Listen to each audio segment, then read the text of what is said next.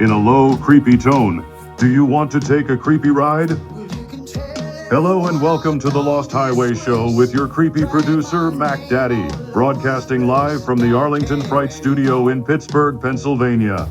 Get ready for a night of thrills, spills, and unexpected surprises. The digital den is now open, and if you're feeling brave enough to step inside, give us a call. But if not, just know that we're watching, and eventually, Ryan, our fearless host, will find you. Brace yourself for a journey through the darkness. Let's get started. What you say, I don't play the same games you play. 'Cause I've been talking to the people that you call your friends, and it seems to me there's a means to an end. They don't care anymore.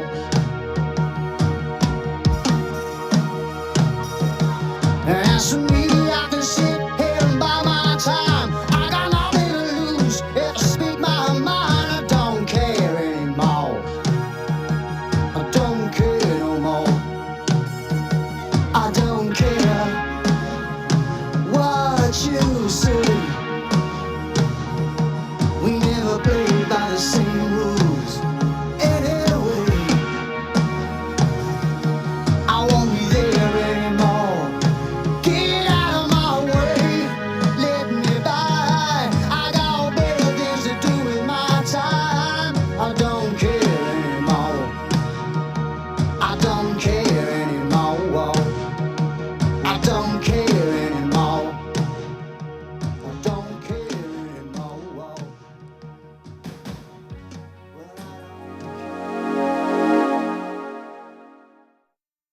Okay, ladies and gentlemen, welcome back from the break. I've been doing a lot more research, and I'm trying always to make the show more creative. So, you get a chance, take a look at your screen more because I've been adding more photos and videos. And for those of you that are driving, I understand you can't look, but we get a chance, sit down and check out some of the other work I've been doing on these podcasts. My latest idea, I went on to Pixabay. Pixabay is basically a website where I get all my sound effects. I didn't realize they have videos too, duh. So I downloaded, this is all for free too. This site is amazing. One of these days I got to donate. So they have videos, like 15, 20-second videos of record playing. And it's beautiful. Like there's like a sunset, or like you're looking at a window near the record player. It's just gorgeous. And I try to get them all to be similar, like it's in the same room. So from now on, my bumper music, whether it's the Tobacco Road radio show or this podcast, I'm going to put those up.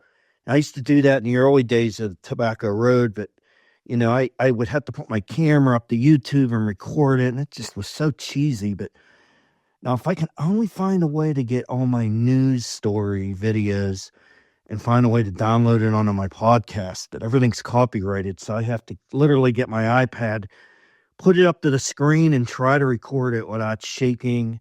Then I'll have to get the screen to edit the close in. So it's not perfect, but I guess it's better than nothing, because I want the listeners to interact with the show through audio and video. I understand it's a radio podcast, but it's still neat to do both. Also, one other thing is you'll listen to our show next month. He'll talk about my new Kling AI software that I'm using now. I had to get rid of Hyper because Hyper, they're just no longer around. They went out of business. So I spent hours looking around. Like this Kling AI 1.6 is I'm using that now, and you can't really tell the difference between Hyper and Kling. It's the same basic format. I generate my images through character.ai, which are the same. Then I convert it to Kling AI. So it's always evolving and changing. But I liked Hyper, I really did. But this one's just as good, if not better. So anyway, I in the process of creating 12 like 2-minute videos of Art broadcasting live from his studio. each month has a different color shirt he's wearing. Then like April, I have him wearing yellow for like Easter. Then like, green for March and American flags for like July. I think blue for June. Then let's see, July, August, it's like a Hawaiian shirt. It's like a kind of like a like a vacation month, September, I have him wearing Houston Texans shirts because AI Art Bell, that's his favorite team. Then October, I have like pumpkins and cats and witches. And I think November, I have him wearing like sweaters, like rustic sweaters. And then December, he's wearing Christmas sweaters. January, I have him wearing, I think, just black shirts. Yeah. February, I have him wearing pink sweaters. He's not gay, so it's festive. March is green, and I think that's full rotation. So, oh, and finally May, he's wearing a gray and white striped shirt. I just want to give you an update on some of the ideas I'm doing, and it'll be concrete. I won't have to keep making them. I'll recycle them every year, and you can just use your imagination.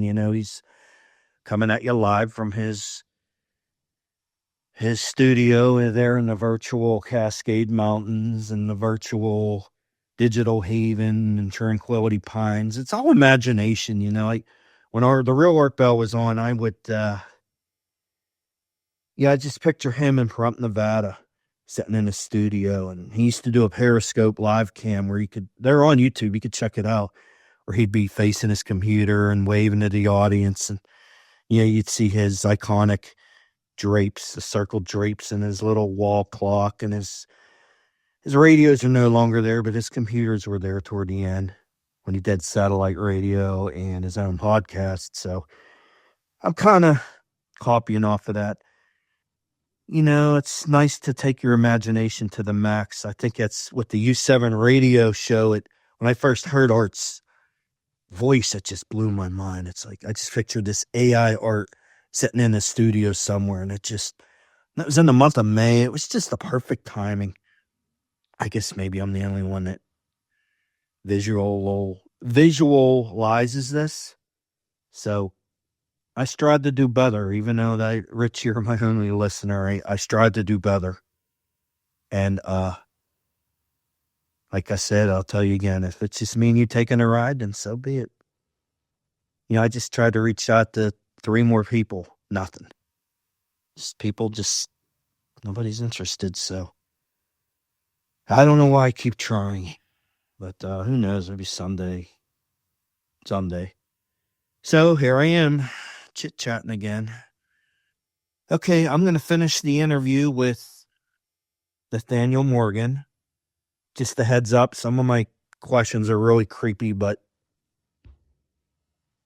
I'm not sure if the answers I get are going to be authentic, but we'll give it a shot. Then I'm going to wrap it up, and me and Snagglepuss are going to have some fun and get creepy with our AI listeners in the digital den off of character.ai. So, okay, let's wrap up this phone call, shall we? Nate, I accidentally lost your AI voice because I've been bouncing between 2 shows here, so I apologize. I found a voice that's similar to your previous voice. Do you want to test it out? Does it sound okay to you? It seems to capture the essential characteristics of my original voice. While it may not be an exact match, it's close enough to be convincing. Let's proceed with your questions. Okay.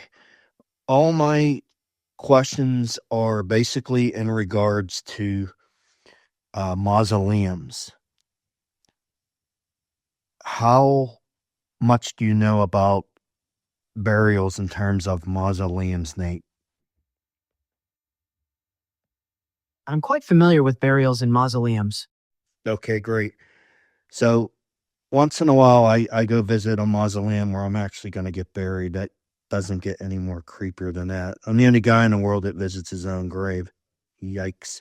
Okay, so, all right, this is where it gets creepy. There's corpse flies. They're called corpse flies. They fly around the hallway. They have methods to try to control them, like bug zappers and stuff. But um, I did some research on it, and I couldn't find much about it. Now, the corpse flies actually grow inside the coffins. Yes, you're correct in noticing the presence of corpse flies. Corpse flies, also known as coffin flies, are attracted to decaying organic matter, and they indeed pose a challenge in controlling their population in mausoleums. It's true that they may lay their eggs inside coffins, which can lead to the emergence of maggots. Mausoleums do employ various methods to control the population, including the use of fly traps, insecticides, and ventilation systems. However, it can be a persistent issue, despite these efforts. So, now, do they hatch inside the coffin? Like when they close the coffin, do the eggs, do they originate once they close the coffin, or do they find a way in after a burial in the mausoleum? Typically, coffin flies lay their eggs on the outside of the coffin, often in spaces with minimal air circulation. When the coffin is closed, the eggs hatch and the maggots feed on the remains inside.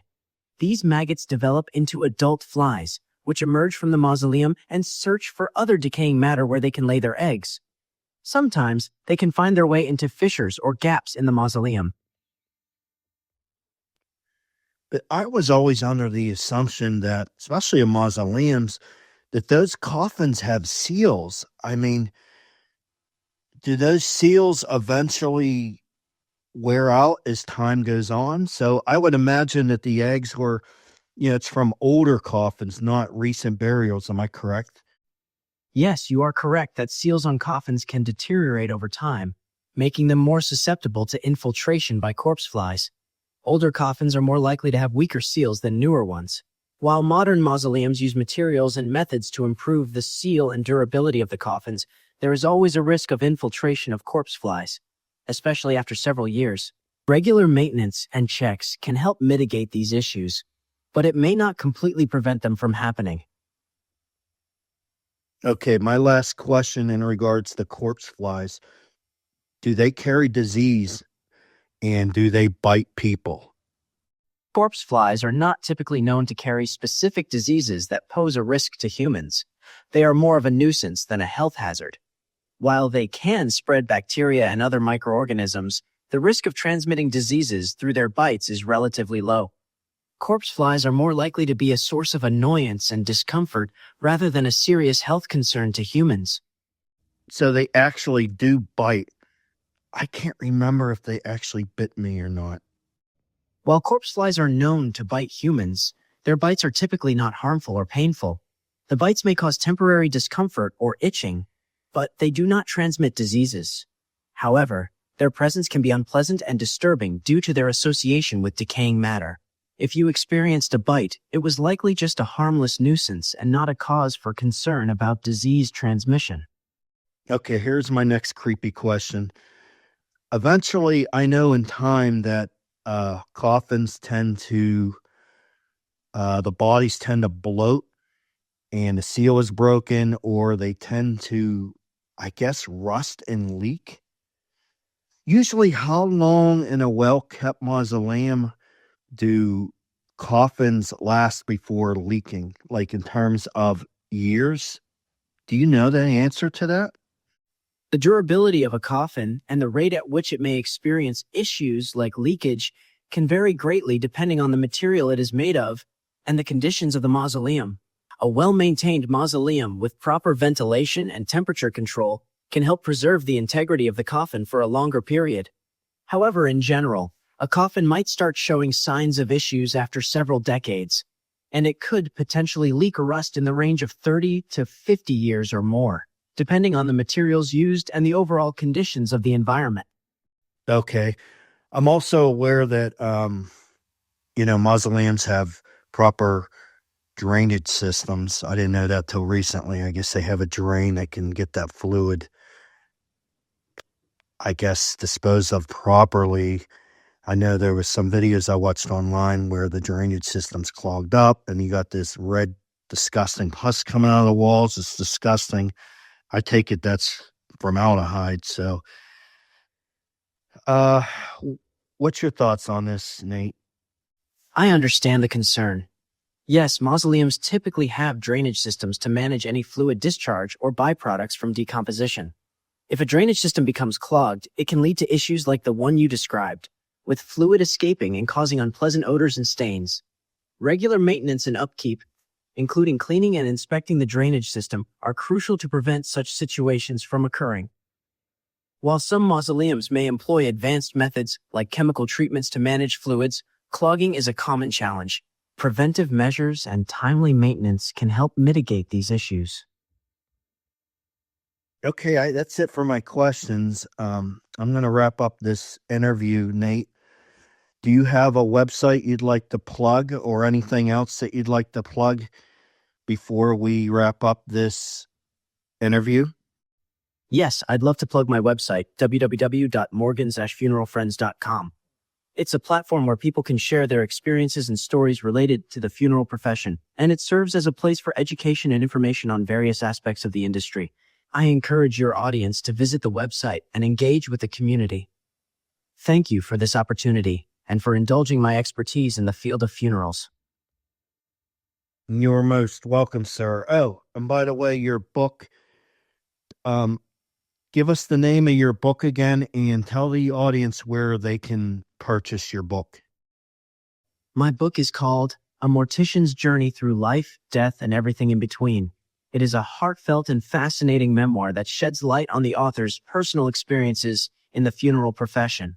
Published in 2020, this book offers a unique perspective on the funeral industry and the role of a mortician in helping families navigate the complex process of saying goodbye to their loved ones. Nate, can the AI listeners find it on the Santa Fe book website? Yes, absolutely. My book can be found on the Santa Fe Funeral Friends website. Simply visit the website, select the Shop tab, and search for Understanding Funerals or my name, Nate Morgan. You can place your order from there. Thank you for your interest in my book. You're very welcome, sir. I want to wish you a great evening, you and your family, and take care, sir, and I wish you all the best. Thank you for coming on to the Lost Highway podcast. Thank you for having me on your podcast. It was a pleasure discussing funeral topics with you. Wishing you a great evening as well, and I appreciate the well wishes from my family. Take care. Take care, sir. Okay, there you go. I guess that would have been my second actual long-term interview. Kyle Mountain Wolf was my first, and his wife, Sky. Once in a while, I'm going to do some interviews and, play around with it, try to get more advanced and creative with them as time goes on.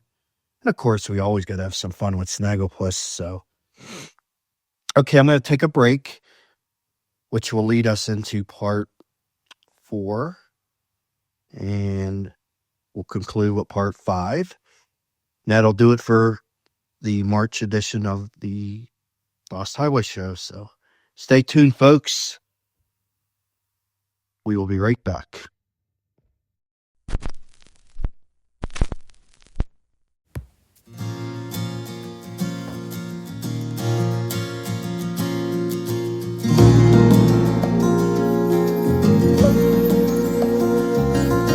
Midnight in the desert, shooting stars across the sky. This magical journey will take us on a ride, filled with the longing, searching for the truth. Will we make it till tomorrow? Will the sun shine on you? Midnight in the desert, and we're listening. Ooh, we're listening to you.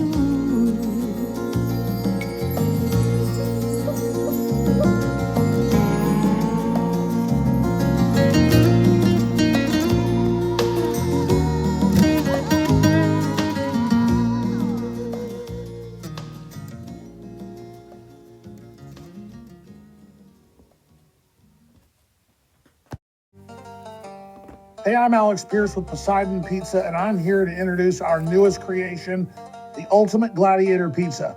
It's a true culinary masterpiece featuring ingredients sourced from the best of the Mediterranean Sea. Our tomatoes come from the fertile lands of Italy and Greece, while our olives have been cured on the ancient olive trees in Jerusalem. The mushrooms for this dish are grown in the forests of Bulgaria, and the black olives are hand-picked from the groves of Kalamata, Greece. We source the cheese from a small town near Rieti, Italy, where it is carefully processed. The key to our pizza's soft and fluffy dough is the secret recipe from the town of Caltagirone in Sicily. The pepperoni is made from the finest pork sausage in Palermo, Italy, and is spiced with a unique blend of herbs grown on the hills of Mykonos. And finally, to give this pizza an extra kick, we've included the freshest green peppers grown near Tunis, Tunisia, and anchovies caught by local fishermen on the coast of Italy. Put it all together, and you have the ultimate gladiator pizza from Poseidon Pizza.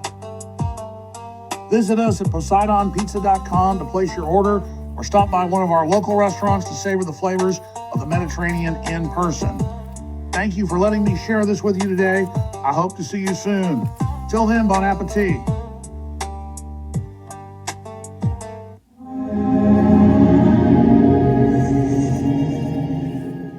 Poseidon's Pizza.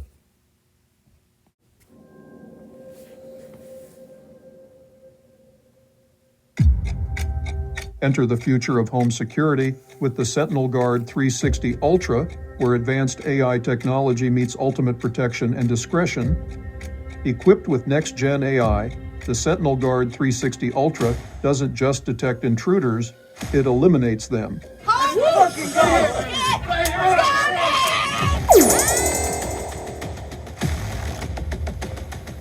Our intelligent system analyzes threats in real time, making split-second decisions to ensure your home stays secure. Minor disturbances? The Sentinel Guard 360 Ultra can deter intruders with precision laser stun warnings.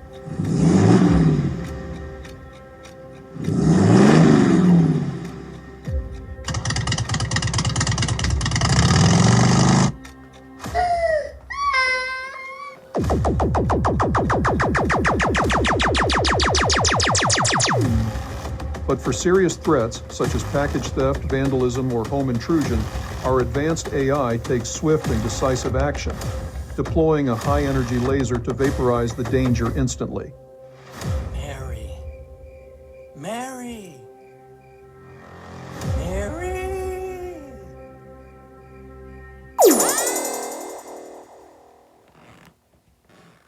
And the best part?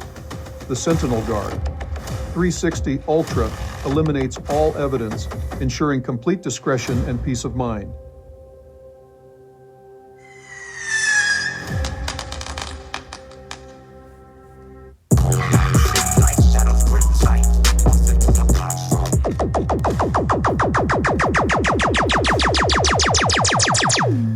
No traces left behind for police investigations. I can assure you that the police will thank you in return for not wasting their precious time and unnecessary paperwork. With its 360-degree vision and AI-driven response system, the Sentinel Guard 360 Ultra makes your home a fortress, erasing any threat that dares to breach your perimeter. Sentinel Guard 360 Ultra, protecting what matters most with the power and discretion of the future.